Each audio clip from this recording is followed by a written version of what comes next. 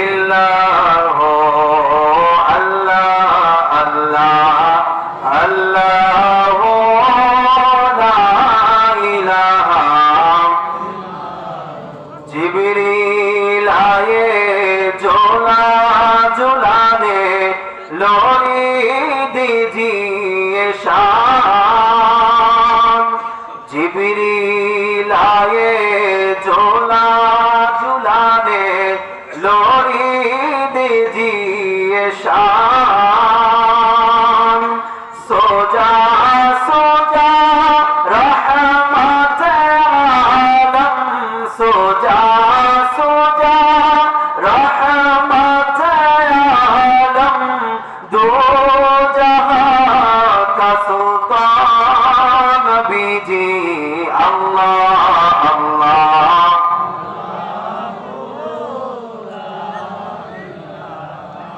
इल्लाह अल्लाह अल्लाह अल्लाह ला इलाहा हामिद महमूद और मोहम्मद दो जहां का सुल्तान जान से प्यारा राज दुलारा जान से प्यारा राज दुलारा रहमत का सरकार नबी जी अल्लाह अल्लाह अल्लाह ला इलाहा इल्लाह अल्लाह अल्लाह अल्लाह ला इलाहा प्यारे सूरत हंसता चेहरा मुँह से झरते फूल नूर का पुतला चाँद का टुकड़ा नूर का पुतला चाँद का टुकड़ा हक का प्यारा रसूल नबी जी अल्लाह अल्लाह अल्लाह ला इलाहा इल्लाह अल्लाह अल्लाह अल्लाह ला इलाहा इल्लाह আলহামদুলিল্লাহ আলহামদুলিল্লাহ উত্তর লক্ষ্মীপুর নাজের বাড়ি যুব সংঘের উদ্যোগে ঐতিহাসিক ইসলামী সুন্নি মহাসম্মেলনের আজকে সম্মানিত সভাপতি সহসভাপতি উদ্বোধক প্রধান উপদেষ্টা প্রধান পৃষ্ঠপোষক এবং প্রধান অতিথি বিশেষ অতিথি এবং প্রধান বক্তা হিসেবে যিনি আমার পরে আলোচনা করবেন হযরতুল আল্লামা মাওলানা আব্দুর রহমান রেজভী সাহেব মুর্তাজিলুল আলী আমার পূর্বে যিনি আলোচনা করেছেন বিশেষ বক্তা হিসেবে সারা বাংলার রোল সৃষ্টিকারী বক্তা সমুদুল কণ্ঠের অধিকারী হযরত মাওলানা কারি সোহেল রাজাল কাদিরি সাহেব হযরত মাওলানা হাফিজ উদ্দিন সাহেব হযরত মাওলানা হাফিজ রমজান আলী সাহেব সহ দিগর উলামা ইকরাম এবং অনেকের নাম আছে নাম বললে আমন্ত্রিত অতিথিবৃন্দ বিশেষ অতিথিবৃন্দ নাম বলছি না এবং মাহফিল পরিচালনায় যিনি আছেন মোহাম্মদ আবু মোসান নিয়াশা এবং মোহাম্মদ মিজানুর রহমান ভাই সহ আজকের এই নৌরানি ইরফানি বুজুর্গ মাহফিলের মধ্যে আল্লাহ রব্বে করিম যাদেরকে আসার বসার ওয়াজ নসিহত শোনার তৌফিক দান করেছেন সেই মহান রব্বে করিমের দরবারে সবাই শুকরিয়া তার উচ্চ আওয়াজে বলেন আলহামদুলিল্লাহ অসংখ্য কোটি দরুদ ও সালাম পেশ করছি সাইয়্যিদুল মুরসালিন খাতামুন নবিয়্যিন তাজদারে মদিনা যে নবীকে আল্লাহ রব্বে করিম এমন শান দিয়েছেন এমন আজমত দিয়েছেন ওই নবীর শান বর্ণনা করতে গিয়ে আমার আল্লাহ বলেন হাবিব ওয়া রাফা'না লাকা যিকরাক হাবিব আপনার শানকে আমি আল্লাহ বুলন্দ করে দিয়েছি বলুন না সুবহানাল্লাহ আমার নবী বলে আল্লাহ রব্বে করিম আপনি আমার শানকে বুলন্দ করে দিয়েছেন সমস্ত নবীদের দেখে আপনি আমাকে শানওয়ালা বানিয়েছেন হাবিব আল্লাহ রাব্বুল কারীম। তাহলে একটা বিষয় বুঝলাম না, আমাকে যেহেতু সমস্ত নবীদের নেতা বানিয়েছেন, সমস্ত নবীদের উপরে শানওয়ালা বানিয়েছেন, তা সত্ত্বেও আপনি কেন ইব্রাহিমকে খলিল বললেন? বলুন সুবহানাল্লাহ। যে ইব্রাহিম নবীকে আপনি খলিল কেন বললেন, বন্ধু কেন বললেন? হাবিব তার জবাব চাই। হাবিব শুধু তাই নয়, আপনি হযরত ঈসা রূহুল্লাহ, যাকে আপনি এমন পাওয়ার দিয়েছেন, কোন পুরাতন কবরের পাশে গিয়ে যদি কুম বিইজনিল্লাহ বলে, সাথে সাথে কবরের মৃত ব্যক্তি জীবিত হয়ে যেত। শুধু তাই নয় হাবিব, বন্ধু আমার, অন্যান্য নবীদেরকে হযরত সুলাইমান নবীকে এমন পাওয়ার দিয়েছেন, যার কারণে জিন ইনসান থেকে শুরু করে সমস্ত পশু পাখিরা ওনার কথা শুনত। শুধু তাই নয় বন্ধু হাবিবুল্লাহ, বন্ধু হাবিব, শুধু তাই নয় হযরত দাউদ নবীকে আপনি এত জবাব দিয়েছেন, এত কণ্ঠ দিয়েছেন যে উনি যখন তেলাওয়াত করত, তেলাওয়াত করার সাথে সাথে পশু পাখিরা তেলাওয়াতের সুর শুনে পাগল হয়ে যেত। আল্লাহু আকবার। আমার নবী বলে, বন্ধু হাবিব, ওনাদেরকে তো শান দিয়েছেন, আমি বুঝলাম না আমাকে আপনি সবার উচ্চ আসনে কিভাবে বসিয়েছেন? তাদেরকে তো খলিল বলেছেন। আল্লাহ রাব্বুল কারীম বলছেন, বন্ধু হাবিবুল্লাহ, বন্ধু হাবিব, হাবিব, আপনি কি জানেন না যে আসমান থেকে শুরু করে আরশে আজিম থেকে শুরু করে আসমান, সিদরাতুল মুনতাহা, দুনিয়ার মধ্যে, কোরআনের মধ্যে, আমি প্রত্যেকটা জায়গায় আমি আল্লাহ যেখানে আছি আপনাকে সেখানেই রেখেছি। বলুন সুবহানাল্লাহ। আমার নবীকে বলছি, বন্ধু হাবিবুল্লাহ, আপনি কোরআনের দিকে একবার তাকান না। অন্যান্য নবীদেরকে আমি বলেছি ইয়া ঈসা, অন্যান্য নবীদেরকে নাম ধরে দেখেছি, ইয়া ঈসা, ইয়া নূহ, ইয়া ইব্রাহিম। হাবিবুল্লাহ, আমি আপনাকে নাম ধরে ডাকি নাই, আমি আপনাকে বলেছি ইয়া আইয়ুহাল মুযাম্মিল, ইয়া আইয়ুহান নবিয়্যু। একদিন কম্বল আপনার গায়ে ছিল, আমি আল্লাহর এত পছন্দ হলো, সেজন্য আমি মুদ্দাসসির নামে একটা সূরা নাযিল করেছি। সুবহানাল্লাহ। হাবিবুল্লাহ, শুধু তাই নয় হাবিব, হাবিব, আমি আপনাকে ইয়া আইয়ুহাল মুদ্দাসসির বলে রেখেছি। বন্ধু হাবিবুল্লাহ, নামাজের মধ্যে আযান দেওয়া হয়, আযানের মধ্যে আমার নামের পরে বন্ধু হাবিব আপনার নাম নিয়ে এসেছি। ইকামতের মধ্যে বন্ধু হাবিবুল্লাহ, আমার নামের পরে আপনার নাম নিয়ে এসেছি। শুধু তাই নয়, নামাজের মধ্যে, তাশাহুদের মধ্যে আমি আল্লাহর নামের পরে আপনাকে সালাত যদি কেউ না জানাই, তাহলে তার নাম, তার নামাজ শুনতে হবে না। হাবিবুল্লাহ, হাবিবুল্লাহ, আপনার ইজ্জত, আপনার শান আমি আল্লাহ বাড়িয়ে দিয়েছি। বলুন না সুবহানাল্লাহ। সেজন্যই তো আল্লাহ বলছেন ওয়া রাফা'না লাকা যিকরাক, আওয়াজ করে বলি না আল্লাহু আকবার। ওই নবীর উপর অসংখ্য করে দুরূদ ও সালাম পেশ করছি। আল্লাহুম্মা সাল্লি আলা সাইয়্যিদিনা মুহাম্মদ ওয়া আলিহি ওয়া আসহাবিহি ওয়া বারিক ওয়া সাল্লিম। এবং আপনাদের শুকর আদায় করছি যারা দূর দূরান্ত থেকে এই কনকনে শীতের মধ্যে আমার মা বোনরা সহ শুরু করে আপনারা বসে আছেন। আল্লাহ রাব্বুল কারীম যেন আপনাদেরকে কবুল করুক। সবাই বলুন আমিন। এই মজলিস থেকে যেন আমরা কিছু নিয়ে যেতে পারি। সবাই কথা বলে ঠিক কিনা? নিয়ে যেতে চান কি চান না? বাবাকে সুর দিয়ে ওয়াজ করবো না, সুর দিয়ে ওয়াজের জায়গা অনেক আছে, তবে কিছু দেওয়ার চেষ্টা করব কোরআন এবং হাদিস থেকে। আপনারা ঝুলি বড়ে নিয়ে যেতে পারবেন তো? ইনশাআল্লাহ বলুন পারবেন তো?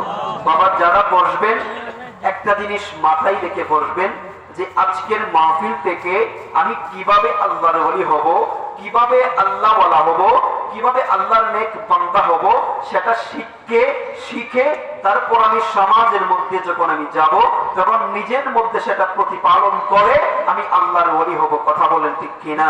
আমার বিষয় দেওয়া হয়েছে যে আল্লাহর ওলি কিভাবে হওয়া যায়, আল্লাহর ওলি কিভাবে হওয়া যায়। তো এই বিষয়টা যদি ওয়াজ করি তাহলে সুর দিয়ে নয়, আমি আলোচনার মাধ্যমে, ক্লাসের মাধ্যমে করব। আমি প্রথমেই একটা আয়াতে কারিমা তেলাওয়াত করেছি। বিসমিল্লাহির রহমানির রহিম। আলা ইন্না আউলিয়া আল্লাহি লা খাউফুন আলাইহিম ওয়া লা হুম ইয়াহজানুন। আওয়াজ আল্লাহু আকবার। আল্লাহ রাব্বুল কারীম সূরা ইউনূসের ৬২ নম্বর আয়াতে আল্লাহ ওলিদের কেমন শান, কেমন মান, ওলি হওয়ার পরে ওলিদের কেমন মর্তবা হবে, ওই মর্তবার কথা আল্লাহ বলছেন। বলার আগে আল্লাহ বলছেন, দুনিয়ার মানুষ সাবধান হয়ে যাও। দেখবেন বাবা, দুনিয়ার মধ্যে স্বাভাবিকভাবে কোন রাজা, মিনিস্টার, কোন এমপি, মন্ত্রী যখন আপনার ঘরের মধ্যে, যখন আপনার গ্রামের মধ্যে, বাজারের মধ্যে আসে, তখন সবাই এলান করে দেয়, সাবধান হয়ে যাও। আজকে প্রধানমন্ত্রী আসছে বলে কি বলে না, এরকম বলে কি বলে না, সাবধান বলেন। কারণ কি বাবা, কোন গুরুত্বপূর্ণ কথা বলার আগে সবাই বলে সাবধান, এখন হুজুর কথা বলবে, কেউ কথা বলিও না। তার মানে বোঝা যায় তারপরে যে কথাটা আসবে সে কথাটার গুরুত্ব বেশি না কম? আওয়াজ করে বলুন, বেশি না কম? সেজন্য আল্লাহ রাব্বুল কারীম আল্লাহকে তাকবীর দিয়ে সাবধান করে দিয়েছেন, ও দুনিয়ার মানুষ, ও দুনিয়ার মানুষ সাবধান হয়ে যাও। তারপরে গুরুত্বপূর্ণ কথা আসছে। আল্লাহ বলছেন, ইন্না নিশ্চয়ই আউলিয়া আল্লাহি, যারা আল্লাহর ওলি হয়ে যায়, লা খাউফুন আলাইহিম, তাদের কোনো ভয় নাই, ওয়া লা হুম ইয়াহজানুন, তাদের কোনো চিন্তা নাই। আওয়াজ করে বলি না আল্লাহু আকবার। আল্লাহ রাব্বুল আলামিন বলছে, যারা আল্লাহর ওলি হয়ে যায়, যারা আল্লাহর ভক্ত হয়ে যায়, আমি আল্লাহ বলছি তাদের কোনো ভয় নাই, তাদের কোনো ভয় নাই, তাদের কোনো টেনশন নাই, তাদের কোনো চিন্তা নাই। হাসরের ময়দানের মধ্যে আল্লাহ রাব্বুল কারীম ওই ওলিদের জন্য এমন স্পেশাল একটা জায়গা রাখবেন, যে জায়গা আল্লাহ রাব্বুল কারীমের আরশের ছায়ার নিচে থাকবে। বলুন না আল্লাহু আকবার। ও আমার বন্ধু, আল্লাহ রাব্বুল কারীম ওলিদেরকে এত পছন্দ করেন, ওলিদেরকে এত ভালোবাসেন, সেজন্য হাসরের ময়দানের মধ্যে ওলিরা নিশ্চিন্তে থাকবে, কোনো টেনশন থাকবে না। দুনিয়ার অন্যান্য মানুষরা টেনশনহীন হয়ে থাকবে, টেনশনে পাগল হয়ে থাকবে, কেউ ওইদিকে ধরবে, কেউ ওইদিকে ধরবে। আল্লাহর কাছে বলবে, মাওলা রে, দুনিয়াতে পাপ কাজ করেছি, দুনিয়াতে খারাপ কাজ করেছি, মরি হাসরের ময়দান যদি এত কঠিন হতো জানতাম রে আল্লাহ, তাহলে দুনিয়ার এই সময়টাকে আমি কাজে লাগিয়ে আমি থাকতাম না রে মরি। আল্লাহ ভুল হয়েছে, ভুল হয়েছে, ভুল হয়েছে, এইরকম করবে। তখন আল্লাহ রাব্বুল কারীম বলছেন, আমার যারা ভক্ত হয়ে যাবে, আমার যারা মনি হয়ে যাবে, আমার যারা মাহবুব হয়ে যাবে, তাদের সেই সময়ে কোনো ভয় থাকবে না, কোনো টেনশন থাকবে না। চিৎকার করে বলা যাবে নি আল্লাহু আকবার। তাহলে বোঝা যায়, ওলি যদি হওয়া যায় তাহলে টেনশন থাকবে না, ভয় থাকবে না। আমার আল্লাহ বলেন হাদিসে কুদসির মধ্যে, যে যদি আমার ভক্ত হয়ে যায় তাহলে তার হাত আমি আল্লাহর কুদরতি হাত হয়ে যায়। আল্লাহু আকবার। ওই হাত দিয়ে ওই বান্দা আমার হাবিব, ওই বান্দা ওই হাত দিয়ে যা কিছু করবে আমি আল্লাহর কুদরতি ভাবে হয়ে যাবে। ওই চোখ দিয়ে আমার ওই ওলি যা কিছু দেখবে আমি আল্লাহর কুদরতি চক্ষু দিয়ে দেখবে। আল্লাহু আকবার। তাহলে ওলি হওয়ার দরকার আছে কি নাই? আওয়াজ করে বলুন না বাবা, আছে কি নাই? ওলি হতে হলে সোজা না রে বাবা, ওলি হওয়াটা এত সোজা না। আসলেন গেলেন ওলি হয়ে গিয়েছেন এরকম না। আল্লাহ রাব্বুল কারীম এই আয়াতের পরের আয়াতের মধ্যে ওলি হওয়ার দুইটা শর্ত দিয়েছেন, আবার অন্য একটা আয়াতের মধ্যে ওলি হওয়ার জন্য তিনটা শর্ত দিয়েছেন। আল্লাহ যদি আমাদেরকে তৌফিক দেন তাহলে এই তিনটা শর্ত নিয়ে আলোচনা করব ওলি হওয়ার জন্য। শুনতে রাজি আছেন কিনা? আওয়াজ করে বলেন, রাজি আছে কিনা? ওলি হওয়া বাবা এত সোজা নয়। ওলি হতে হলে এমন কাজ করতে হবে যে কাজের কারণে আল্লাহ রাব্বুল কারীম আপনাকে মাহবুব হিসেবে স্বীকৃতি দিবে। বলুন না সুবহানাল্লাহ। বাবা মনোযোগ দিয়ে দিল দিয়ে আলোচনাটা শুনুন, দিল দিয়ে শুনবেন। কান দিয়ে যদি শুনেন এদিকে যা ঢুকবে ওইদিকে বের হয়ে যাবে, কিন্তু দিল দিয়ে যদি শুনুন তাহলে ঘরের মধ্যে গিয়ে রাত্রি নিশিবেলায় চিন্তা করবেন যে আমি কি শুনলাম, ওলি হইতে হলে এই এই জিনিসগুলো লাগবে, আমার মধ্যে এই জিনিসগুলো আছে কি নাই, এই জিনিসটা আপনার অনুধাবন করবেন। এখন থেকে এই মজলিস থেকে আপনি এই জিনিসটা অনুধাবন করে যাবেন যে আমি এই ক্যাটাগরির মধ্যে আছে কিনা। যদি থাকেন তাহলে আপনি ওলি হতে পারবেন।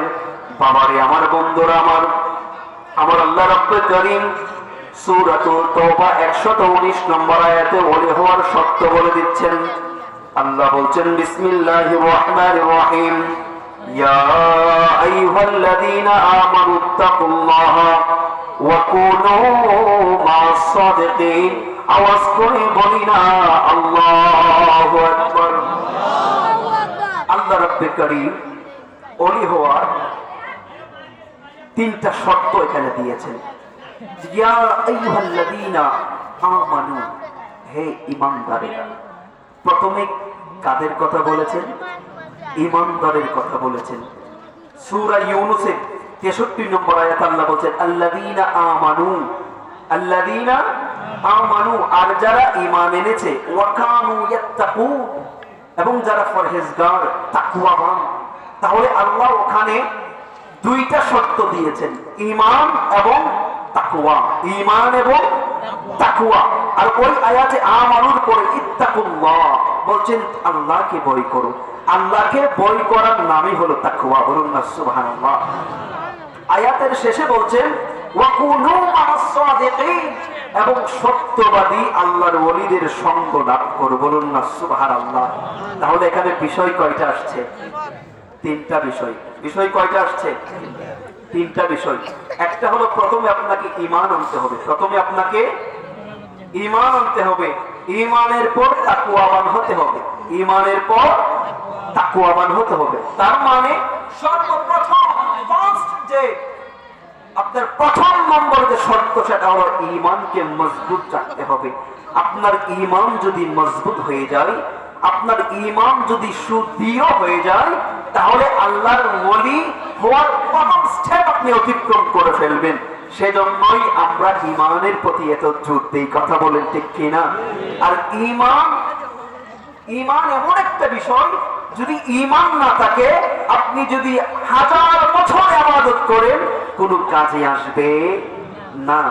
দোকানে যাবেন, আপনার যে ব্যাগ আছে, ব্যাগের নিচ যদি ছিঁড়া থাকে, তাহলে 1000 টাকার মালামাল কিনবেন, বাড়িতে আসবেন, দেখবেন আপনার ঝুলি খালি হয়ে গেছে, আপনার ব্যাগের ভিতরে কিছু নাই। কথা বলেন ঠিক কিনা? এই ব্যাগটা হলো ঈমান, এই ব্যাগটা হলো ঈমান। আর ওই ঈমান যদি হেরফের হয়ে যায়, ঈমানের মধ্যে যদি খতরা থাকে আপনার, তাহলে ওই বাজার থেকে যেমনই পাবে ব্যাগের নিচ ফাড়া ছেঁড়া, বাজার করেছেন, বাড়িতে এসেছেন, কোনো কিছু আনতে পারেন নাই, ঠিক তেমনি ভাবে ঈমান নাই, সারা বছর যদি আমল করেন, তার উপরে কোনো কাজে আসবে না। ঈমান হলো এত বড় বিষয়। আল্লাহর প্রতি পরিপূর্ণ ঈমান আনতে হবে, রাসূলের প্রতি ঈমান আনতে হবে, আসমানি কিতাবের প্রতি ঈমান আনতে হবে। এই ঈমানের দিকে যদি ঢুকে যাই, তাহলে রাত চলে যাবে। সেজন্য ঢুকবো না, সংক্ষেপে বলে যাব। নবী রাসূলদের প্রতি ঈমান আনতে হবে, আখিরাতের প্রতি ঈমান আনতে হবে। আপনাকে যে আল্লাহ রাব্বুল কারীম আবার কবরের মধ্যে জীবিত করবে, সেইটার প্রতি ঈমান আনতে হবে কি হবে না? সর্বোপরি ঈমানের মূল হলো নবী মুহাম্মদুর রাসূলুল্লাহ। আওয়াজ করে বলুন না সুবহানাল্লাহ। ঈমানের মূল হলো কি? নবী মুহাম্মদুর রাসূলুল্লাহ সাল্লাল্লাহু তাআলা আলাইহি ওয়াসাল্লাম। আমার নবীর প্রতি আপনার দৃঢ়তা যত বেশি মজবুত হবে, আপনি তত পাক্কা ঈমানওয়ালা হবেন। বলুন না সুবহানাল্লাহ। আমার নবীর ভালোবাসা থাকতে হবে আপনার অন্তরে। আল্লাহর ওলি হতে চান, তাহলে আমার নবীর ভালোবাসা আপনার অন্তরে রাখুন। আমার নবীর প্রেম আপনার অন্তরে রাখুন। আমার নবীর মহব্বত, প্রেম যদি আপনার অন্তরে রাখতে পারেন, তাহলে রব্বুল কারীম আপনার প্রতি খুশি হয়ে যাবে। বলুন না সুবহানাল্লাহ। لا يؤمن أحدكم حتى يكون أحب إليه من والده وولده والناس أجمعين।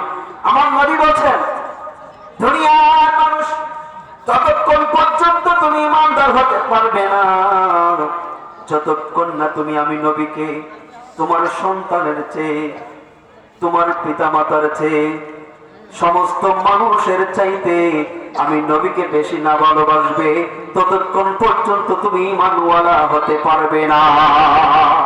তাহলে বোঝা যায় ঈমানের মূল হলো আমার নবী। কথা বলেন ঠিক কিনা? আমার নবীর প্রতি ঈমান আনার দরকার আছে কি নাই? আমার নবীকে মহব্বত করার দরকার আছে কি নাই? যদি আমার নবীর মহব্বত আপনার অন্তরে রাখতে পারেন বাবা, খোদার কসম করে বলছি রে বাবা, যদি আমার নবীর প্রেম আপনার অন্তরে থাকে, দেখবেন কবরে যাবেন আমার নবী উম্মত বলে আপনাকে স্বীকৃতি দিয়ে দিবে। আমার নবীর মহব্বত কেমন ছিল সিদ্দিক আকবরের? আমার নবী ইজ্জতে মক্কা শরীফ থেকে মদিনাতুল মুনাওয়ারায় যাবে, অনেক দিন পরে হিজরত করবেন। আল্লাহর হুকুম যখন পাবেন তখন হিজরত করবেন। হঠাৎ করে একদিন সিদ্দিক আকবরকে বলেন, আবু বকর, ও আবু বকর, তুমি রেডি থাকিও, তুমি রেডি থাকিও, আমি নবী হঠাৎ করে তোমাকে ডাক দিব, দেওয়ার সাথে সাথে আমরা হিজরত করব। আল্লাহু আকবার। অনেকদিন চলে গেল, অনেক দিন হয়ে গেল, আবু বকর সিদ্দিককে কথা বলেছেন। হঠাৎ করে আল্লাহ রাব্বুল কারীম যেদিন আমার নবীকে হিজরতের জন্য বলেছেন, ওই রাতে আমার নবী আবু বকরের ঘরে আসলো। আসার পর আবু বকরের দরজার মধ্যে নক করলো, আবু বকর,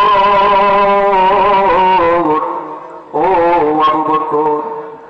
আমার নবীর নক করতে দেরি হয়, আবু বকর ঘরের দরজা খুলতে দেরি হয় না। আবু বকর বলে, লাব্বাইক ইয়া রাসূলুল্লাহ, লাব্বাইক, ও মায়ের নবী, ও মায়ের নবী, লাব্বাইক। নবী গো, আমি আবু বকর হাজির। ও নবী, আমার বাবা মা আপনার কদমে কুরবান হয়ে যায়। ইয়া রাসূলুল্লাহ, ইয়া হাবিবাল্লাহ, নবী আপনার তো কষ্ট হয় নাই। নবী বলে, আবু বকর, ও আবু বকর, তোমাকে ডাক দিতে দেরি, দরজা খুলতে দেরি না। আবু বকর রে, তুমি এত তাড়াতাড়ি দরজা কিভাবে খুললা? আবু বকর বলে, নবী গো, ও নবী, গোপন কথা বলি আজকে আপনাকে। নবী গো, যেদিন আপনি বলেছেন আবু বকর, ও আবু বকর, তোমাকে একদিন আমি ডাক দিব, দেওয়ার সাথে সাথে তুমি চলে আসবা। নবী গো, যেদিন বলেছিলেন ওই দিন থেকে বিছানার মধ্যে আমার পেট লাগাই নাই। ও নবী, ওই দিন থেকে বিছানাতে আমার পেটটা লাগাই নাই, ওই দিন থেকে আমার পেটটা দরজার সাথে লাগাই রাখতাম। ও নবী, ওই দিন থেকে আমার পেটটা দরজার সাথে লাগাইয়া রাখতাম। কখন জানি নবী আসে, আমি আবু বকরকে ডাক দেই। আমি যদি আমার পিঠটা আমার খাটের মধ্যে রাখি, ওই নবী আসবে আর আবু বকর করে কয়েকবার ডাক দিবে। আমি যদি ঘুম থেকে না উঠতে পারি, তাহলে আমার নবী তো কষ্ট হবে। আমার নবী কষ্টে ওই দরজার সামনে দাঁড়িয়ে থাকবে। নবী গো, আপনার কষ্ট হবে বিদায়। আবু বকর ওই দিন থেকে আর ঘুমাই নাই। কেমন প্রেম ছিল নবীর প্রতি, কেমন আশিক ছিল নবীর প্রতি। সেজন্য নবী বলেছে, ও সিদ্দিক, দুনিয়ার মধ্যে তুমি হলো আমার বন্ধু, বেহেশতের মধ্যেও তুমি হলো আমার বন্ধু। বলুন আল্লাহু আকবার। এভাবেই নবীর প্রেম যদি না থাকে, নবী আপনাকে দিয়ে দিবে। একজনকে যদি আপনি দেন, উনি আপনাকে দিবে। দিতে হবে, কিছু পেতে হলে দিতে হয়। আগে দেওয়া শিখতে হবে, তারপর অটোমেটিকলি আপনি নিতে পারবেন। কথা বলেন ঠিক কিনা? আপনি কারোর প্রতি দাবি যদি করতে চান যে আমাকে এটা দিতে হবে, তাহলে সে বলবে তুমি আমাকে কি দিয়েছিলে। কথা বলেন ঠিক কিনা? সেজন্য আগে দিতে হবে, প্রেম দিতে হবে। বাবা আবু বকর কেমন প্রেমিক চলে বাবা, সংক্ষেপ করছি, আমার লাইনে চলে যাচ্ছি। আবু বকর সিদ্দিককে আমার নবী বলল, আবু বকর, ও আবু বকর, বিদায় নাও, পরিবার থেকে বিদায় নাও রে। তোমাকে না বলেছিলাম হিজরত হবে, মদিনাতে চলে যাব। আবু বকর তাড়াতাড়ি বিদায় নাও তোমার মেয়েদের কাছ থেকে, পরিবারের কাছ থেকে। আবু বকর বলে, ইয়া রাসূলুল্লাহ, ইয়া হাবিবাল্লাহ, নবী, ও মায়ের নবী, ও মায়ের নবী, বিদায় নিতে হবে না গো নবী।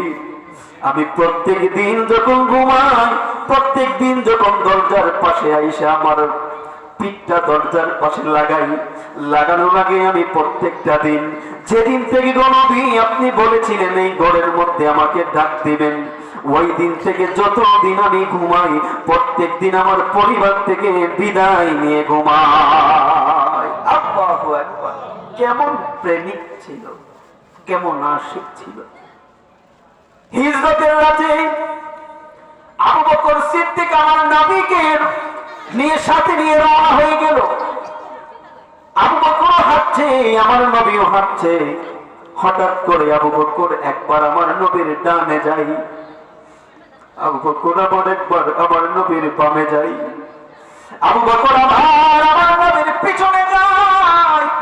আমার নবী বলে, আবু বকর,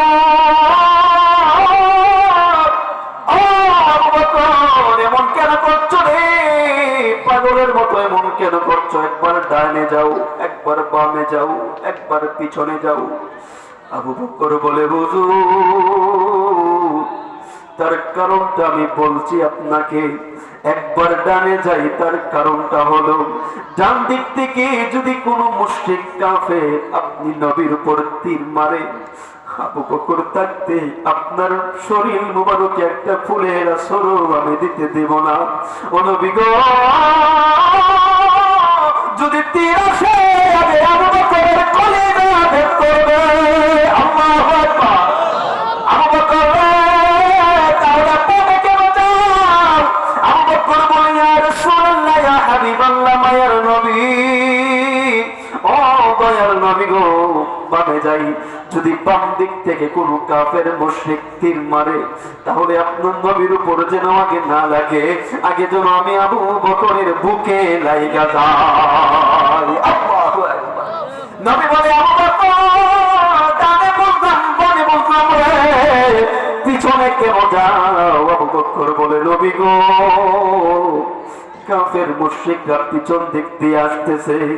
নবী গো, দূর থেকে যদি কাফের মুশরিকরা আপনি নবীকে, আপনার নবীর উপর, ও নবী, আপনার উপর যদি তীর মারতে চাই, আমি পিছনে থাকি, তীরটা যেন আপনি নবীর উপরে না লাগা, আমি আবু বকরের পিঠের মধ্যে লাগা যায়, সেজন্য আমি নবী, ও নবী, আপনি নবীকে, আমি একবার ডানে যাচ্ছি, বামে যাচ্ছি, একবার পিছনে যাচ্ছি গো নবী, এই কারণে।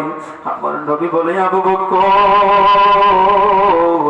ও আবু বকর, তুমি এত ভালোবাসো আমাকে, আবু বকরের মতো ওইরকম ভালোবাসার দরকার আছে কিনা? আছে কিনা? নবীর ভালোবাসা ছাড়া বাবা কোনো কিছু করতে পারবেন না। শর্ত হলো কি? নবী ভালোবাসা, ঈমান। ঈমানের মূল হলো নবী মুহাম্মদ মুস্তাফা। আওয়াজ করে বলুন, সাল্লাল্লাহু তাআলা আলাইহি ওয়াসাল্লাম। তাহলে ঈমানের বিষয়টা কেন? তাহলে আপনারা মুখস্থ করে ফেলবেন, ওলি হওয়ার জন্য কয়টা শর্ত? তিনটা। নাম্বার 1 চলে গেল ঈমান। আপনাকে ঈমান ওয়ালা হতে হবে, আমার নবীকে সর্বোচ্চ ভালো বাসতে হবে।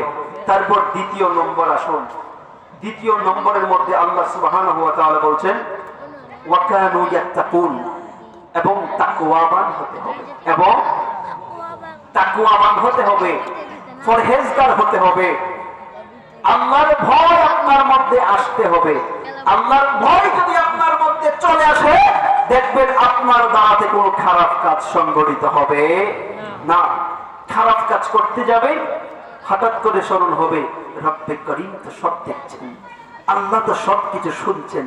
আমি যা করব হাসরের ময়দানে, আমি হাত দিয়ে করব, সেই হাত সেদিন বলবে, আমার বিরুদ্ধে চলে যাবে।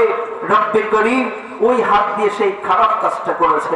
জবান বলবে, হ্যাঁ রব্বে করিম, ওই জবান দিয়ে সে একটা ফাহিশা কথা বলেছে, সেদিন তো আমার হাত, আমার অঙ্গ প্রত্যঙ্গ, আমার বিরুদ্ধে সাক্ষী দিবে, সেই চিন্তা যখন আসবে, আল্লাহর ভয় যখন আসবে, খৌফ যখন আসবে, তখন দেখবেন আপনার দ্বারাতে কোনো খারাপ কাজ সংগঠিত হবে না। সেজন্য পরহেজগার হতে হবে, তাকওয়াবান হতে হবে, তাকওয়াবান হতে হবে। আল্লাহর ভয়টা আমার অন্তরে আনতে হবে। যদি আল্লাহর ভয়টা যদি অন্তরের মধ্যে যদি আনা যায়, তাহলে আপনি তাকওয়াবান হতে পারবেন। বলুন না আল্লাহু আকবার। বাবার আমার, বন্ধুরা আমার, সুন্দর একটা হাদিসে মুবারাকা। আল্লাহর ভয়ে অনেক সময় আমরা রাতের বেলায় আল্লাহর ভয়ে আমরা কাঁদি কি কাঁদি না? যে আল্লাহর ভয়ে কাঁদি, মৌলারি সারাটা দিন আমি অন্যায় করেছি, কিন্তু রাতের বেলায় মালিক তোমার দরবারে দুটো হাত করে অজস্র কান্না করে আল্লাহর দরবারে দোয়া করে কি করে না? আল্লাহ রব্বে করিম বলছেন যে এরকম তিনটা চোখের পানি আছে, যে তিনটা চোখের পানিকে, এই তিনটা চোখকে আল্লাহ রাব্বুল আলামিন জাহান্নামের আগুনকে হারাম করে দিয়েছেন। বলুন না আল্লাহু আকবার। আমার নবী বলছেন ক্বালান নবী সাল্লাল্লাহু তাআলা আলাইহি ওয়াসাল্লাম হুররিমাতুন নারু আলা সালাসাতি আয়ুন। আমার নবী বলছেন তিন ধরনের চোখের জন্য আল্লাহ রাব্বে করিম জাহান্নামের আগুনকে হারাম করেছেন। কয় ধরনের চোখ? তিন ধরনের। কয় ধরনের? তিন ধরনের। বাবা ওয়াজ যেন মুখস্থ হয়ে যায়, হাদিস যেন মুখস্থ হয়ে যায়। সকালবেলায় কেউ যদি জিজ্ঞাসা করে এখানে গিয়েছিলা, শুধু ওয়াজ শুনেছো, সুর শুনেছো, সুর নিয়ে চলে এসেছো, তাহলে যেন এরকম যেন না হয়, কিছু যেন বলতে পারেন। নসিহত মানে হলো আমার মুখ থেকে শুনবেন এবং আপনার কলবের মধ্যে সেগুলো স্থান দিবেন এবং আমল করবেন, তখন সংশোধন হওয়া যাবে। কিন্তু আজকাল দেখা যায় মাহফিল হয় কিন্তু মানুষ সংশোধন হয় না। যদি সংশোধন হইতো তাহলে আজকের মাহফিল পরিপূর্ণ স্টিচ পুরা থাকতো কিনা? পুরাটা থাকতো। যাদের তাকদীর ভালো, যারা খুশনসিব ওয়ালা, তারাই সংশোধন হতে পারে, তারাই ঈমান ওয়ালা হতে পারবে। কথা বলেন ঠিক কিনা? তাহলে আমার নবী বলেছেন যে তিন ধরনের চোখ আছে, এই তিন ধরনের চোখকে আল্লাহ রাব্বে করিম জাহান্নামের আগুনকে হারাম করে দিয়েছেন, তাদেরকে গ্রাস করা। বলুন না আল্লাহু আকবার। আমার নবী বলেন নাম্বার 1, এক নম্বর চোখ আইনুন বাকাত মিন খাশিয়াতিল্লাহ। আওয়াজ করে বলেন আল্লাহু আকবার। আমার নবী বলে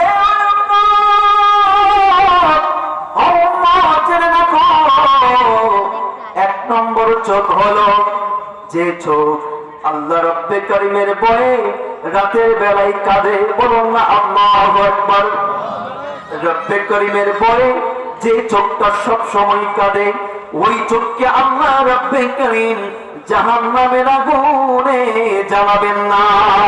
আল্লাহু আকবার। তাহলে বোঝা যায় রাতের বেলায় যখন ঘুমাবো, বাবা সারাদিন অন্যায় করেছি, সারাদিন ফাহেশা কাজ করেছি, কিন্তু মনিব তো আছে। রাতের বেলায় ঘুমানোর আগে মনিবকে একটা বার ডাক দিবেন, মনিব আল্লাহ সারাটা দিন অন্যায় করেছি রে মন, সারাটা দিন ফাহেশাপূর্ণ কথাবার্তা বলেছি, আল্লাহ তোমার দরবারে ভিক্ষা চাই, মাওলা আমাকে মাফ করে দাও। চোখ দিয়ে টপ টপ করে পানি ফেলবেন। আল্লাহ রাব্বে করিমের হাবিব বলেন ওই চোখকে আল্লাহ রাব্বুল আলামিন জাহান্নামের আগুন স্পর্শ করতে দেবে না। আল্লাহু আকবার। হযরত আবু বকর সিদ্দিক কুফার মধ্যে গেলেন।